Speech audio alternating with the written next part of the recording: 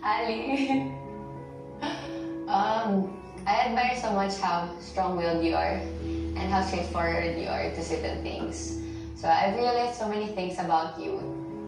So parang na-realize ko how much you really grew since the first day that I met you and got to know you until this very moment.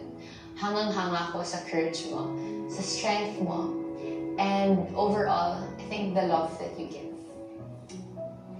You're so loving to everyone. It may be different for all, pero nakikita ko yun. And ang dami, through all the things that we've gone through, the first time I saw you again, sobrang saya ko, to be honest.